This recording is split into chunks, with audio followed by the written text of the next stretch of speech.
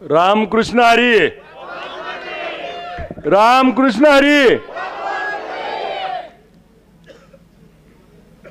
ग्रामदैवत शंभू महादेवास खंडेरायास नतमस्तक होतो। 245 माढा विधानसभा सार्वत्रिक निवडणुकीच्या प्रचाराच्या निमित्तानं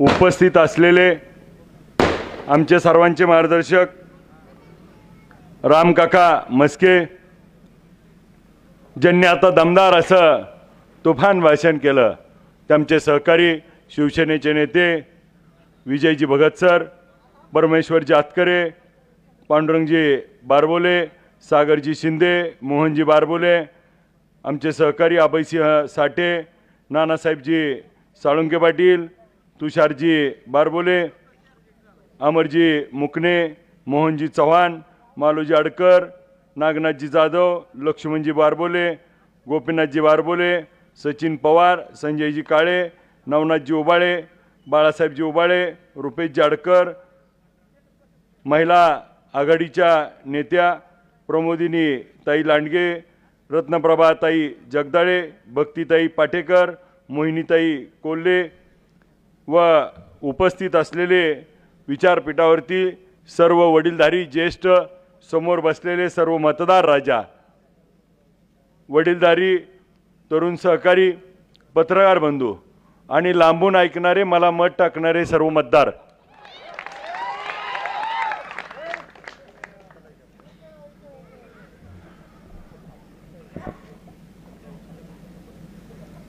महाराष्ट्रामध्ये परिवर्तनाची पताका घेऊन या राज्याचं नेतृत्व देशाचे नेते शरदचंद्र पवार साहेब, राज्याचे माजी उपमुख्यमंत्री उद्धवजी ठाकरे साहेब, काँग्रेस पक्ष शिवसेना उद्धवजी ठाकरे साहेब, राष्ट्रवादी काँग्रेस शरदचंद्र पवार साहेब, Aam Aadmi Party Sambhaji Brigade, RPI Gavai गट, महाविकास आघाडीतील सर्व घटक पक्ष यांनी अधिकृतरित्या एका सामान्य कुटुंबातल्या सामान्य पोराला त्या ठिकाणी महाविकास आघाडीची उमेदवारी देऊन तुमच्या समोर बोलण्याची संधी दिली। त्या देशाचे नेते शरदचंद्र पवार साहेब, या जिल्ह्याचे नेते मोठे दादा खासदार धैर्यशील मोहिते पाटील साहेब यांच्यामुळं आज आपल्या समोर तुतारी हे चिन्ह, तुतारी वाजवणारा माणूस हे चिन्ह घेऊन आपल्या समोर त्या ठिकाणी मत मागायसाठी मी उभा आहे।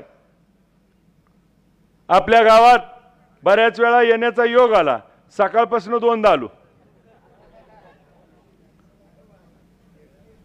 आपल्याला देखील आठवत असेल, ह्याच पटांगणात इथंच बसलो होतो आणि आपण देखील बरीच ह्यातली मंडळी होती आणि मग आपल्याशी संवाद साधला, आपल्याबरोबर बोललो आणि मग आपल्याला एकमेकाला समजून घेता आलं आणि मग तुम्हाला इस बदले भी कुछ तो बात है इसलिए तो गाँव के साथ है अशा पद्धतीची भूमिका आपल्या सगळ्यांनी घेतली। त्या ठिकाणी या निवडणुकीमध्ये निवडणूक लढवण्याच्या पूर्वी गेल्या हंगामामध्ये दारफळमधनं त्या ठिकाणी ऊस विठ्ठल कारखान्याला येत होता आणि त्यावेळी देखील काका या गावात उभा राहायचे, या मतदारसंघात उभा राहायचे असा माझा काही त्यावेळेस विषय नव्हता। त्याच्या पहिल्या वर्षी पण त्या ठिकाणी ऊस आपल्या भागातनं नेला, कमी नेला, गेल्या हंगामात देखील ऊस गेला। या हंगामात माझ्या अंदाजे 11 का 13 टोळ्या येणाऱ्या हंगामासाठी करार झाल्यात। मग विषय असा आहे, विठ्ठल कारखान्याची निवडणूक लागली होती, कारखाना बंद पडला होता, तो चालू करण्यासाठी त्या निवडणुकीला उभा राहिलो। त्या निवडणुकीमध्ये बंद पडलेला कारखाना चालू करतो, मागचं 40 कोटीचं देणं देतो आणि ज्यावेळेस 2100-2200 रुपये भाव चालू होता त्यावेळेस 2500 रुपये भाव देण्याची भूमिका सभासदांपुढे मांडली। सभासदांना विश्वास बसला, सभासदांनी मतदान रूपी आशीर्वाद दिला आणि काम करण्याची संधी दिली आणि मग त्या ठिकाणी आम्ही कारखान्याचं कामकाज करायला लागलो आणि कारखाना त्या ठिकाणी चालवण्याच्या दृष्टीनं त्याच्या आधी एक टायगर एक विषय सांगतो नाना, मधीच आमच्याकडे कारखाना चालू होताना आमचे संचालक मंडळ निवडून आलं. संचालक मंडळात एक धनंजय काळे म्हणून संचालक आहेत, ती इतकं प्रसिद्ध झालेत मतदारसंघात सगळीकडे ओळखतील. धनंजय काळे त्यांच्या गावातल्या एका जोडीदाराबरोबर त्या ठिकाणी आत्ताचे उमेदवार रणजित भाईंकडे त्या ठिकाणी सत्काराला गेले. सत्कार झाला. सत्कार झाल्यावर ते भैयासाहेब म्हणले संचालकाला, अभिजित पाटील 2500 रुपये भाव कसा देणार? तर आपले संचालक म्हणले देणार, नवीन होतं. मग त्यांनी विचारलं, अडचण आहे, देता येत नाही, देऊ शकत नाही. संचालक म्हणलं देणार. ते म्हणले साखरेचे भाव असे आहेत तसे आहेत, देता येत नाही. संचालक म्हणलं देणार. परत ती शेवटी वैतागून म्हणलं, जर अभिजित पाटलांना 2500 भाव दिला तर 1 तास शिकवून येईल तू म्हणलं माझ्याकडे. 3000 दिला पण आला नाही. बघा, सांगायचा उद्देश एवढाच आहे की ती 6 महिने संचालक दचकत होतं, देती ती का नाही ती. म्हणजे जवळची माणसं बिचकवायची कशी, सापसुरळ्या सोडायच्या कशा, अफवा पसरवायच्या कशा, त्याच्यात 1 नंबर आहे बघा ह्या तुमचा. आणि कारखान्याची निवडणूक झाली, जिंकल्यानंतर कारखाना चालू केला, 7,26,000चं गाळप केलं. मागची 40 कोटीची बोलल्याप्रमाणे मोळी टाकायच्या आत बिलं दिली. 2500 रुपये भाव दिला. कारखाना व्यवस्थितशीर सुरू होता. गेला हंगाम सुरू झाला. गेल्या हंगामामध्ये त्या ठिकाणी आपल्या मोठ्या कारखान्याने इथल्या 2500 रुपये भाव जाहीर केला. कधी आठवतंय का? ज्यावेळेस मनोजदादा जरांगे पाटील साहेबांवरती त्या ठिकाणी ठेका घेतलाय का म्हणून अशी समाजाची भावना दुखावली होती. त्या सभेतनं 2500 रुपये भाव जाहीर केला. 2500 रुपये भाव जाहीर केल्यावर त्या ठिकाणी आम्ही भूमिका घेतली की 2500 रुपये यांचा आहे, मोठा कारखाना आहे, आपला कारखाना अडचणीत होता, त्या ठिकाणी बंद होता, आता नव्यानं आपण चालू केलाय, कर्ज आहे, यांचं 2500 इथं, आपलं 2550 रुपये करू म्हणलं. त्या ठिकाणी लाजली आणि त्या ठिकाणी मग त्यांना टीका टिप्पणी व्हायला लागल्यावर उपमुख्यमंत्र्यांच्या समोर जाहीर केलं 2500, जमा करताना केलं 2700. 2700 जाहीर होस्तोवर सगळ्यांनी 2750चं स्टेटस ठेवलं आपलं. पवार साहेबांची कापसेवाडीला सभा होती, त्या सभेला मी देखील होतो. त्या सभेमध्ये बोलताना त्या ठिकाणी ग्रामीण भागातला असल्यामुळं म्हणलं दराचा एक धपका देतो. ती शब्द प्रसिद्ध झाला आणि मग त्यांनी 2800 रुपये भाव झाला. 2800 रुपये भाव झाल्यावर आपण भूमिका घेतली 2825 रुपये ते 3000 रुपये भाव देण्याची. मग मला सांगा एकानं तर वाढवला का पुन्हा? साधा विषय होता. जर त्यावेळेस विठ्ठल कारखाना म्हणला असता आपला कारखाना अडचणीत आहे, ती मोठा कारखाना आहे, मोठ्याबरोबर कशाला दांडू खेळायचा आहे, त्यांचा 2500 आहे, आपला 2400 करू, भाव वाढला असता का? स्पर्धा लागली असती का? 2500 रुपये भाव द्यायचा होता, भाव द्यावा लागला 2700, 2800, 2900. टनाला किती वाढले? 300 ते 400 रुपये. 300 ते 400 रुपये नेमकं काय झालं? 300 ते 400 रुपयेनं या सोलापूर जिल्ह्यामध्ये, सोलापूर विभागामध्ये 212 लाख टन ऊसाचं गाळप झालं. 212 लाख टनाला गुणुले त्या ठिकाणी 300 रुपये करा, 636 कोटी रुपये शेतकऱ्याला आगाव मिळाले. 400 रुपये हिशोब केला तर त्या ठिकाणी 825 कोटी रुपये जादाचे मिळाले. ह्यांचा हिशोब करू, ह्यांच्या कारखान्यानं 25 लाख गाळप केलं, खाजगी मिळून 40 लाख केलं. 25 लाखाला ह्यांना 300 रुपयानं किती झालं? 75 कोटी रुपये. 400 ने किती झालं? 100 कोटी रुपये. कुणाला मिळलो? कुणाला जाणार होतं? म्हणून मला शिवाय देती ती. मी काय ह्यांचा बांध रेटलाय का? मला काय शिवाय देती? ह्यांचं 100 कोटी घालवलं. मग मिळालं कोणाला? माढा तालुक्यातल्या. मला निवडून कोणी दिलं? विठ्ठलला. मी पैसे कोणाला मिळवून द्यायला लागलोय? माझं काय चुकतंय का? मग ह्यांच्या का पोटात दुखतंय? माझा साधा विषय.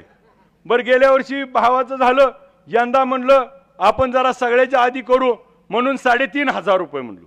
3500 म्हणलो की काय काय तर शास्त्रज्ञ, अर्थशास्त्रज्ञ चालू झाले, सांगायला लागले ऊसाचं परवडत नाही, साखरेचा भाव एवढा आहे, असं तेवढा आहे, तसं तेवढा आहे, परवडतच नाही म्हणायला लागली. मग मी खोलून सांगितलं कसं परवडतं. मग म्हणली 1 रुपया देतो. आता कसं परवडायला लागलो? परवडत नव्हतं का नाही? आता कसं परवडायला लागलं? मग मी म्हणलं तुम्ही 1 रुपया म्हणलं, मी म्हणलं 2 रुपये देतो. आता बोलायची गपचाळी झाली का नाही? बोलूया पुढं कोण? मला सांगायचा उद्देश हे आहे की पुढं नवीन त्यांनी एक पान काढलं. म्हणली इट्टल कारखान्यावर 34 कोटी तोटा आहे म्हणली आणि आमच्या कारखान्यावर 90 कोटी नफा आहे. बरं म्हणलं आता कोण कोणाची घालवायला लागले तीच कळना. बरं 40 कोटी मागचं देणं दिलं तर त्याचा कॅरी फॉरवर्ड लॉस होता तो. बरं ती बी असू द्या. तोट्यातला कारखाना 3500 देतोय आणि 90 कोटी नफ्यातला म्हणतोय देता येत नाही. आता कोण कोणाची घालवतोय? मला वाटलं होतं आपण 3500 म्हणल्यावर आमचा 90 कोटी नफा आहे, आम्ही 4000 देतो म्हणली हो. बरं एवढं सगळं झालं. पुन्हा काय म्हणली माड्याच्या सभेत आत्ताचे उमेदवार म्हणले विठ्ठल कारखान्यावर 800 कोटी कर्ज आहे. फेडायला यायचंय का तुला?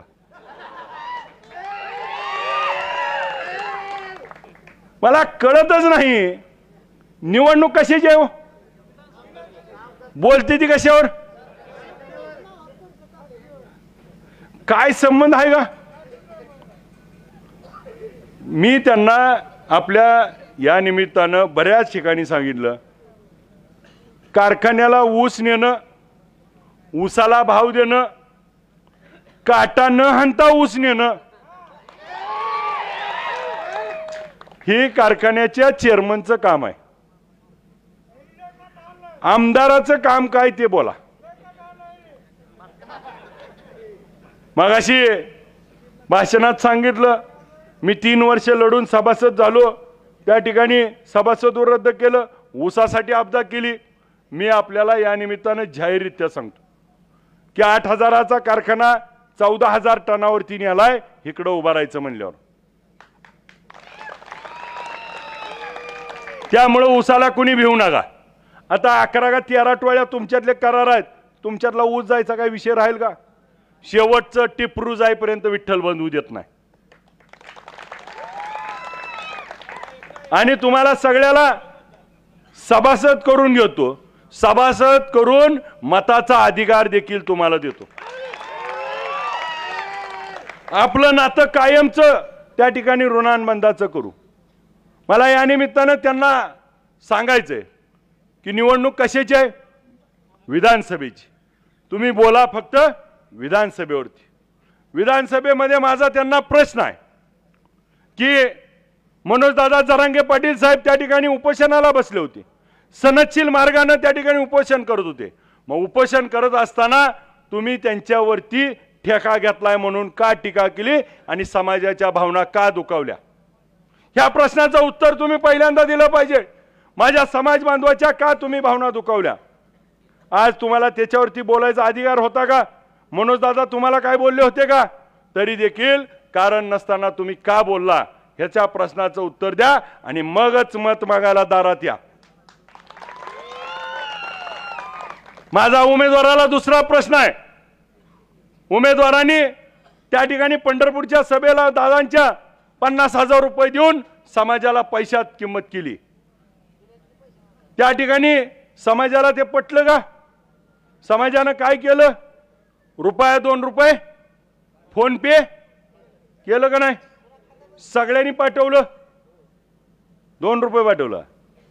एकानं 6 पाठवलं होतं. माझा त्यांना सवाल आहे, दारफळमध्ये सभेला येताना तुम्ही तुमच्या फोन पे वरती 1 रुपया 2 रुपयानं किती रुपये आले त्याचं स्टेटमेंट आधी जाहीर करा. 50,000 रुपये देऊन तुम्ही 1 लाख 2 लाख 5 लाख किती घेतलं घेण्याचा अधिकार आहे का? त्या पैशातनं काय केलं?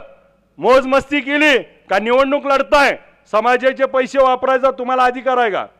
माझा आपल्याला सवाल आहे. एक प्रसंग बघा, छत्रपती शिवाजी महाराजांच्या काळामध्ये त्या ठिकाणी छत्रपतींना स्वराज्यामध्ये पैशाची नड पडली. महाराज त्या ठिकाणी एका सावकाराकडे गेले. सावकाराकडे गेल्यावर सावकाराला म्हणले मला काही कर्ज पाहिजे. कर्ज देतो म्हणला, परंतु महाराज घाण काय ठेवणार. महाराजांनी एक गवताची काडी उचलली आणि त्या सावकाराला दिली आणि कर्ज घेतलं. कर्ज घेतलं आणि काही दिवसांनी कर्ज फेडलं. कर्ज फेडल्यावर महाराज ती गवताची काडी आणायला गेले. त्यावेळेस तो सावकार म्हणला महाराज एवढ्या गवताच्या काडीसाठी तुम्ही का आला. त्यावेळेस महाराज कडाडले आणि म्हणले माझ्या स्वराज्यातली गवताची काडी देखील कुणापाशी घाण राहता कामा नये. या विचाराचा राजा माझ्या महाराष्ट्रात घडला. आणि मग तुम्हाला या विचारावरती तुम्ही चालताय का. तुमची कसली औलाद आहे ते देखील सांगायला पाहिजे की त्या ठिकाणी तुम्ही समाजाचे पैसे खाताय आणि तोंड गप गिळून बसताय. तुम्हाला याचं उत्तर दिल्याशिवाय मत मागायचा अधिकार नाही. मी ह्या मताचा आहे. त्या ठिकाणी मराठा समाजाचा आरक्षणाचा विषय असेल, धनगर समाजाचा आरक्षणाचा विषय असेल, त्या ठिकाणी लिंगायत समाजाचा आरक्षणाचा विषय असेल, मुस्लिम समाजाचा आरक्षणाचा विषय, त्या ठिकाणी महादेव कोळी समाजाचा आरक्षणाचा विषय, हे सगळे आरक्षणाचे विषय सरकार झुंजवत ठेवत आहे आणि त्या ठिकाणी कुणालाच काय देत नाही. राज्यात आणि केंद्रात तुमचं सरकार होतं, तुम्ही का त्या ठिकाणी ह्या भूमिका घेतल्या नाहीत. मी आपल्याला या साक्षीनं हा शब्द देतो, या आरक्षणावरती निवडून आपण त्या ठिकाणी 20 तारखेला तुतारी या चिन्हापुढील बटन दाबून निवडून दिल्यानंतर पहिलं भाषण आरक्षणासाठी करेल हा शब्द आपल्याला त्या ठिकाणी देतो. आणि आरक्षणाच्या लढ्यामध्ये तुमच्या सगळ्याच्या सोबत खांद्याला खांदा लावून त्या ठिकाणी विधानसभेमध्ये आपला आवाज म्हणून त्या ठिकाणी बोलेल एवढा या निमित्ताने सगळ्या समाजाला त्या ठिकाणी शब्द देतो. माझी आपल्याला या निमित्ताने भूमिका आहे की आपण आपली भूमिका स्पष्ट करावी. त्या ठिकाणी त्यांच्या माझ्यात फरक काय बघा. मी बोललो 3500 रुपये देतो, लोकाला बरं वाटायला लागलं. लोकांच्या मनात गेलं, ह्यांनी म्हणली 1 रुपया, डोक्यात शिरलं नाही. मला काय गावात 3500 झालं म्हणून बेमळ्याला तिकडं वडुलीला 2-4 गावात 2-4 गावात मला गेल्यावर घोड्यावर बसवलं म्हणून ही गडी घोड्यावर बसला. आता मी केलं, मला सभा त्या लोकांनी बोलवलं केलं, क्षण घोडं बोलवून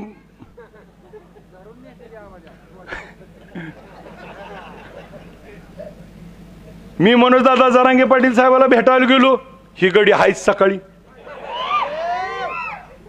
लोक म्हणते ती कॉपी करते. आता उद्या दारफेडा दावराय म्हणलं की चिलार काढायला लागली रस्त्याचं. उभा राहायला लागलो म्हणलं तर मुरुम टाकायला लागली. आता एवढे दिवस रस्ता सुचत नव्हता, आता कसं काय हो. मला या निमित्तानं लोक प्रश्न विचारतात तुम्हाला, गेल्या 30 वर्षाचा हिशोब द्या, काय काम झालं आणि पुढच्या 5 वर्षात तुमचं विजन सांगा. मी आपल्याला या निमित्तानं माझ्या मनातल्या काही गोष्टी बोलणार आहे. त्या ठिकाणी आपला शेती आणि शेती निगडीत आपण सगळेजण आहात. त्या ठिकाणी आपल्याला उजनी धरणात 123 TMC पाणी आहे, परंतु आज ते कमी पडू लागलंय. त्याला आता आपल्याला मार्ग काय काढावा लागेल. त्या ठिकाणी भीमा नदीवरती आणि सीना नदीवरती आपल्याला 10 मीटर उंचीचे हायड्रोलिक पद्धतीचे जे लिकेज होणार नाहीत असे बंधारे त्या ठिकाणी करावे लागतील. त्यातून भीमा नदीमध्ये 20 ते 22 TMC आणि आपल्या सीना नदीमध्ये 4 ते 5 TMC पाणी जे पावसाळ्यात वाहून जात आहे ते आपल्याला अडवता येईल आणि तेवढं पाणी आपल्या शेतकऱ्याला अधिकीचं होईल. आज आपल्याला काय होतंय, त्या ठिकाणी उन्हाळ्यात शेवटची पाळी मिळत नाही, तोंडा हाताला आलेला असता आपल्या पिकास्थिती ती जळती ती का नाही हो. त्यावेळी आपल्याला खरी गरज असती, त्यासाठी आपल्याला आता साठवण क्षमता वाढवावी लागणार आहे आणि याच्यासाठी आपल्याला सरकारच्या दरबारामध्ये दाद मागावं लागणार आहे. उद्याच्या निवडणुकीमध्ये महाराष्ट्रात परिवर्तन होणार आहे. शरदचंद्र पवार साहेबांच्या विचाराचं महाविकास आघाडीचं सरकार येणार आहे आणि म्हणून माड्याचा आमदार देखील महाविकास आघाडीचा असेल तर त्या ठिकाणी काम आपल्याला त्या ठिकाणी चोख पद्धतीने करतो. या निमित्तानं आपल्याला पाण्याचं नियोजन करावं लागणार आहे. त्याचबरोबर आपल्या भागाचा जो रस्त्याचा प्रश्न आहे, रस्त्याच्या बाबतीत मी आपल्याला एवढंच सांगतो, त्यांनी काय केलं कसं केलं ह्याच्यापेक्षा उद्या 20 तारखेला तुतारी वाजवणाऱ्या माणसाच्या समोरचं बटन दाबून निवडून द्या. 2 वर्षात तालुक्यातले सगळे रस्ते डांबरी चकचकीत करून दाखवतो. या निवडणुकीमध्ये मुख्य प्रश्न आपले घेतले पाहिजे. मुख्य आपल्या भागाचा शिक्षणाचा प्रश्न आहे. आपलं गाव प्रगत आहे, आपल्या गावामध्ये अधिकारी आहेत, आपल्या गावाला त्या ठिकाणी वेगळी परंपरा आहे, आपल्या गावाला त्या ठिकाणी शिक्षणाचं माहेरघर मानलं जातं. मग आपल्या लोकांना आज शिकायसाठी कुठं जावं लागतंय, तर आपला तालुका सोडून बाहेर जावं लागतंय. आपल्या इथं इंजिनिअरिंग कॉलेज आहे का, आपल्या इथं मेडिकल कॉलेज आहे का, आपल्या इथं ॲग्री कॉलेज आहे का, आज आपल्या इथं डिप्लोमा कॉलेज आहे का? आज ह्या कोणत्याही गोष्टी गेल्या 30 वर्षात करता आल्या नाहीत. उद्याच्या काळात आपल्याला शैक्षणिक हब उभा करावा लागेल. याबरोबर आपल्याला माड्याचा पॅटर्न एक नवा तयार करावा लागेल आणि आपल्या इथं MPSC UPSC पोलीस भरतीपासून सगळी त्या ठिकाणी केंद्र त्या ठिकाणी आपल्याला माड्यामध्ये आणावं लागतील. आणि मग माड्यामध्ये माड्याची जमीन, माड्याचं पाणी त्या ठिकाणी शाश्वत आहे. ह्या स्टोरीवरती त्या ठिकाणी पुढच्या काळामध्ये आपल्याला त्या लोक ब्रँड म्हणून बघतील. आपल्याला लातूरचं एक पॅटर्न माहिती आहे. लातूर पॅटर्नमध्ये एक फक्त त्या ठिकाणी मोठेगावकर सरनी त्या ठिकाणी जी आणि नेटचे क्लासेस चालू केले. आज लातूरमध्ये 1.5 लाख विद्यार्थी महाराष्ट्रभरातून त्या ठिकाणी देतात. आपल्या माड्यामध्ये त्या ठिकाणी शैक्षणिक हब जर चालू झालं, अधिकाऱ्याचं गाव म्हणून त्या ठिकाणी आपल्याला प्रसिद्ध आहे, ते जर उद्याच्या काळामध्ये आपल्या तालुक्यामध्ये सगळे मिळून 500 पेक्षा जास्त अधिकारी मोठे आहेत, त्यांनी सगळ्यांनी सहकार्य केलं आणि त्या ठिकाणी 25 एकर जमिनीवरती आपल्याला लागणारं ग्राउंड असेल प्रॅक्टिसचं, त्या ठिकाणी आपल्याला लायब्ररी असेल, स्टडी रूम असेल, हॉस्टेल असेल, तिथं लागणारे स्टडी रूम बरोबर आपल्याला लेक्चर हॉल आणि चांगली अशी आपल्याला सुसज्ज असं वाचनालय, लायब्ररी आणि या सगळ्या सोयीसुविधा केल्या तर आपल्या तालुक्यातलीच नव्हे, जिल्ह्यातलीच नव्हे, राज्यातली पोरं येऊन ह्या तालुक्यामध्ये माडा पॅटर्नच्या खाली शिकला जातील. हा पॅटर्न पुढच्या काळात आपल्याला करायचा आहे. म्हणून उद्याचं 20 तारखेचं तुतारी वाजवणाऱ्या माणसाच्या पुढचं बटन दाबायचे. आपल्याला आपल्या माडा तालुक्यामध्ये आज गेल्यानंतर तुम्ही मला सांगा, आज डायलिसिस होतंय का, MRI होतंय का, CT स्कॅन होतंय का, साधी सोनोग्राफी होत नाही. एखाद्याला अटॅक आला तर त्याला एंजिओग्राफी, एंजिओप्लास्टी होत नाही. आरोग्याच्या बोजवारा उठलाय. आरोग्याच्या बाबतीमध्ये आपल्याला पुढच्या काळामध्ये शाश्वत काम करावं लागणार आहे. आज माडा शहराचा विचार करा. माडा शहराची परिस्थिती काय, ST स्टँडवर चिलार उगवले. हाच आहे का हो 30 वर्षाचा विकास? माड्याला गेल्या 1 वर्षामध्ये 31 दिवस पाणी आलंय. या निवडणुकीत आमदार आणि आमदाराचा मुलगा आणि त्या ठिकाणी नगराध्यक्ष देखील उभा आहेत. मग गेल्या 1 वर्षात 365 दिवसात फक्त 31 वेळा पाणी आलं. 365 दिवसांमध्ये 10 दिवसाला एकदा पाणी. आणि या महाराष्ट्रातलं सगळ्यात मोठं उजनी धरण हे माडा तालुक्यात असताना धरण उशाला आहे आणि माडा शहर मात्र पाण्यापासून त्या ठिकाणी कोरड घशाला आहे. अशा पद्धतीचा जर विकास असेल तर आपल्याला पाणी असेल, रस्ता असेल, शिक्षण असेल, आरोग्य असेल, याचबरोबर रोजगार निर्मिती करण्यासाठी आपल्याला माड्याच्या जवळ MIDCच्या माध्यमातून रोजगार निर्मिती करावं लागेल. मोडलीमधली MIDC त्या ठिकाणी चालू करावं लागेल. करकमच्या तिथं मेंढापूरला एक MIDC करायची आहे आणि MIDCच्या माध्यमातून सर्वांगीण विकास या तरुणांना त्या ठिकाणी इथं शाश्वत रोजगार निर्मिती करायचं आहे. म्हणून 20 तारखेला आपल्याला तुतारी वाजवणाऱ्या माणसाच्या पुढचं चिन्ह बटन दाबून निवडून द्यायचं आहे.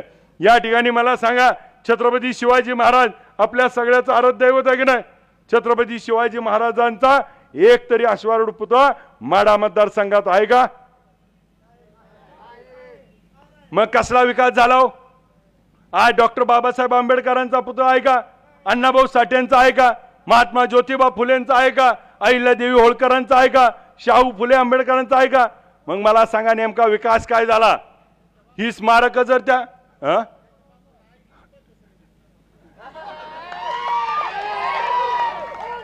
ही स्मारक झाली, ह्या स्मारकाच्या माध्यमातून त्या ठिकाणी ऊर्जा मिळते, प्रेरणा मिळते, लढण्याचं बळ मिळतं. म्हणून ही स्मारक करणं ही महाराष्ट्राची संस्कृती आहे. आणि मग आज ते कोणतीही गोष्ट त्या ठिकाणी करू शकले नाहीत. आज मला या निमित्ताने यांना सवाल विचारायचा आहे. पुढच्या 5 वर्षाचं विजन सांगू शकतात का? विजन विचारलं त्या ठिकाणी समोरचा उमेदवार काय सांगतोय, त्याला जर विचारलं तुम्ही 5 वर्षात काय करणार, आता पुढचं तुमचं काय आहे? आमच्या दादानी केलं होतं, आता आम्ही बी करू. काय लगा चाललंय, काय बोलतोय काय?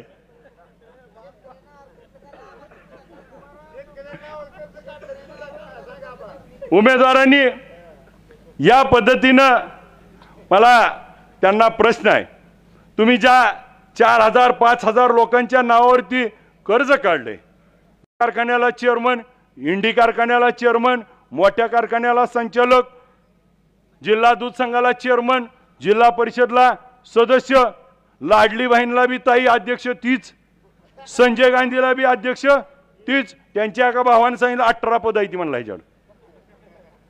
त्यांचा धाकटा भाऊ कमला भवानी कारखान्याला चेअरमन, एका बाजूला मराठा समाजाच्या आरक्षणाला विरोध करायचा आणि स्वतः मात्र त्या सर्टिफिकेट घेऊन त्या ठिकाणी ओबीसी मधनं पंचायत समितीला तुम्ही सभापती होता 2.5 वर्ष, ओपन वरती 2.5 वर्ष सभापती, आणि मग तुम्हाला त्या ठिकाणी त्यांचा एक पुतण्या पंचायत समितीला सदस्य, आमदार भाऊ आहे, त्यांचा एक पोरगा निमगाव ग्रामपंचायतला सरपंच, नवीन एखादी स्कीम काढावी बाळू त्यातल्याला बी काहीतरी पद देता येऊ, सगळी पदं घरात.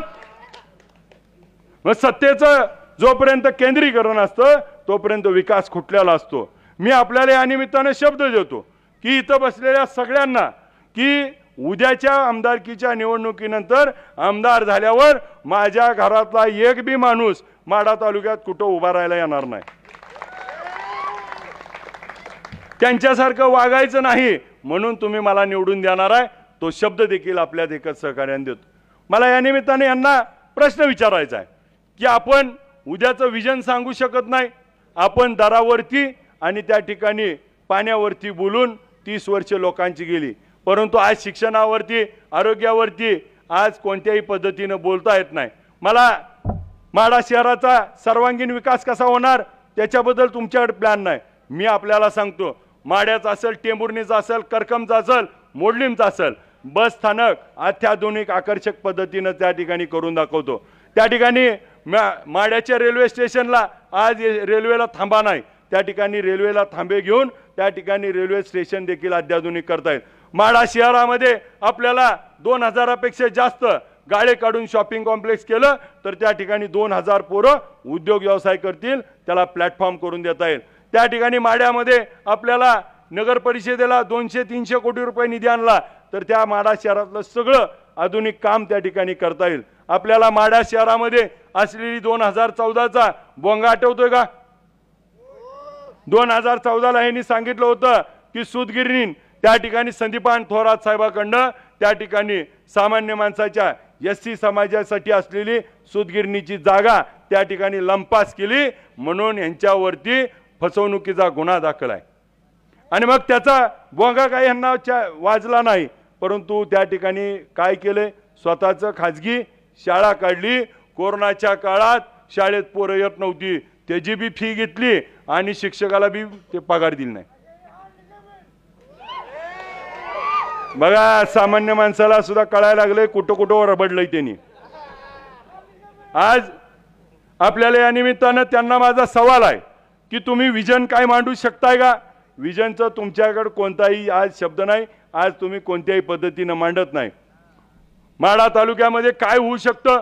माढा तालुक्यामध्ये आपल्याला माढा शहर अद्ययावत करता येईल. माढ्याला येणारा मुख्य प्रवाह आणण्यासाठी माढ्याला आपल्याला काय करावं लागणार आहे तर मुक्ताई पालखी महामार्ग चौपदरीकरण करावं लागणार आहे. रिधोऱ्यावरनं माढा आणि माढ्यावरनं शेटपळ केलं तर माढा शहर मुख्य प्रवाहात येईल. मग आपली रहदारी वाढेल. आपल्याला येताना जर उंदरगावचं फाकट पडलं आणि एखादा पेशंट असला तर काय होतो, त्याला आपल्याला उड्डाण पूल देखील करावं लागणार आहे. आपली परिस्थिती आज दिवस तर सकाळपासून बंदच होतं, 8 वाजल्यापासून. मला सांगा किती अपघात झाली? उड्डाण पूल व्हायला पाहिजे का नाही? मग ह्याची मागणी त्या ठिकाणी टोमॅटो असेल, कांदा असेल, साखर असेल निर्यात होईल आणि आपल्या शेतकऱ्याचा माल परदेशात पोचेल आणि 2 रुपये शेतकऱ्याला जास्त मिळतील आणि 20 ते 25 हजार मुलांना त्या ठिकाणी रोजगार निर्मिती होईल. त्याचबरोबर केळी संशोधन केंद्र आपल्याला त्या ठिकाणी केलं तर केळीचं उत्पादन वाढेल. आपल्या इथं असणारं उजनी धरण जे महाराष्ट्रातलं सगळ्यात मोठं धरण आहे, त्या उजनी धरणाला 600 एकर जमीन सरकारची आहे. त्या 600 एकर जमिनीवरती पर्यटन स्थळ डेव्हलप केलं आणि त्याला जर आपण वेगळ्या पद्धतीनं काम केलं तर त्या ठिकाणी तिथं बोटलिंग गार्डन असेल, लेझर शो असेल, कारंजे असतील, प्राणी संग्रहालय असेल, रिसॉर्ट असतील, हे सगळं जर त्या ठिकाणी झालं तर त्या भागातल्या लोकांना रोजगार निर्मिती होईल. करकममध्ये त्या ठिकाणी MIDCच्या माध्यमातून 1,500 एकर जमीन उपलब्ध आहे. त्या ठिकाणी 20 ते 25 हजार लोकांना रोजगार निर्मिती होईल. छत्रपती शिवाजी महाराजांचा अश्वारूढ पुतळा माढ्यामध्ये असेल, मोडलीमध्ये असेल, करकममध्ये असेल, टेंभुर्णीमध्ये असेल, हे बसवण्याचं वचन देखील आपल्याला या निमित्तानं देतो. सर्वांगीण विकासाच्या दृष्टीनं सर्वांगीण पाळावं लागते, नाहीतर आपण कचाट्यात आहे. ती सत्यता आहे ती हो, ती आता सत्यता आहे ती का नाही तीच कळत नाही ती.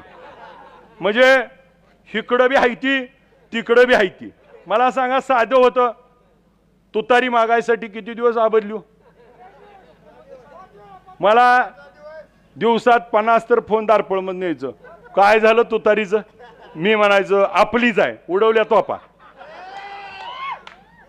पुन्हा त्यांची जायची, फोटो काढायची, स्टेटस ठेवायची, त्यांनी तोफा उडवायची. दोन्हीकडनं बी तुतारीचाच प्रचार. सकाळी जायची, ती गेली की मी जायचो अर्ध्या तासानं. दुपारी जायची, संध्याकाळची. सकाळ दुपार संध्याकाळ पवार साहेबांना रतीबच होता. 10 दिवस तिथंच. मग मला सांगा, पवार साहेबांनी का दिलं नाही हो?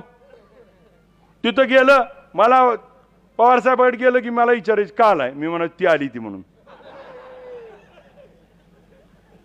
साधा विषय होता. मला सांगा, 30 वर्ष जर तुम्ही काम केलं तर 30 वर्षामध्ये तुम्हाला घरी आणून तिकीट दिलं असतं पक्षानं. परंतु तुम्ही काम केलं नाही. ज्या वेळेस पवार साहेबांना गरज होती त्यावेळेस पवार साहेबांना तुम्ही सोडलं. पवार साहेबांचा पक्ष पार्टी त्या ठिकाणी काढताना तुम्ही त्यांच्या पाठीत खंजीर खुपसला. हे पवार साहेबाला आणि सामान्य लोकांना सहन झालेलं नाही. महाराष्ट्रामध्ये शिवसेना असेल, त्या ठिकाणी राष्ट्रवादी काँग्रेस असेल, त्या ठिकाणी पक्ष फोडीचं राजकारण या महाराष्ट्राला आवडलं नाही. त्या ठिकाणी जरांगे पाटील साहेबांवरती त्या ठिकाणी अंतरवली सराटीमध्ये गोळीबार झाला, लाठीचार्ज झाला, हे महाराष्ट्राला आवडलं नाही. शेतीला मालाला भाव नाही, शेतकऱ्याला त्या ठिकाणी किंमत नाही. आज त्या ठिकाणी जुनी पेन्शन योजना लागू नाही. माझ्या मायमाऊलीला 5 वर्षाच्या मुलीवरती अत्याचार होतोय आणि मायमाऊली माझी सुरक्षित नाही. आज कोणत्याही पद्धतीनं माझ्या मायमाऊलीला स्वयंभू करण्यासाठी सरकारकडे भूमिका नाही. आणि अशा पद्धतीनं सरकारच्या विरोधात खूप मोठं वातावरण तयार झालं आणि लोकसभेमध्ये दाखवून दिलं लोकांनी. निवडणूक हातात घेतली आणि 48 पैकी 32 खासदार महाविकास आघाडीचे निवडून दिले. उद्याच्या सरकार देखील शरदचंद्र पवार साहेबाचं होणार आहे. त्यामुळे मला आपल्याला या निमित्तानं आठवण करून द्यायची आहे की पवार साहेबांनी किती हलपटे मारले हो. तिकीट दिलं का नाही दिलं. त्याच्या पुढे जाऊन बघा परिस्थिती काय झाली. तिकीट दिलं नाही. तिकीट दिलं नाही तर माड्यामध्ये आल्यावर ते उभा राहिला याचा कंक आणि मग महाराजाला मुजरा केला. त्यावेळेचा प्रसंग तसा छत्रपती शिवाजी महाराजांच्या विचाराचे वारस असणारे त्या ठिकाणी शरदचंद्र पवार साहेबांनी मला सांगितलं, जा आणि यांची सोंड काढून ये. उद्याची निवडणूक ही शरदचंद्र पवार साहेबांची आहे. उद्याच्या निवडणुकीमध्ये उद्याचं मत अभिजित पाटलाला नसून शरदचंद्र पवार साहेबांच्या तुतारी वाजवणाऱ्या माणसाला आहे. उद्याचं मतदान 20 तारखेला आपण त्या ठिकाणी करावं आणि आपण प्रचंड अशा मताने पवार साहेबांना, मोठ्या दादांना आणि खासदारांना निवडून द्यावं. आपण खासदार बदललाय, आता आमदार बदलायचा आहे. खासदार नवा, आमदार नवा. धन्यवाद. रामकृष्ण हरी. रामकृष्ण हरी.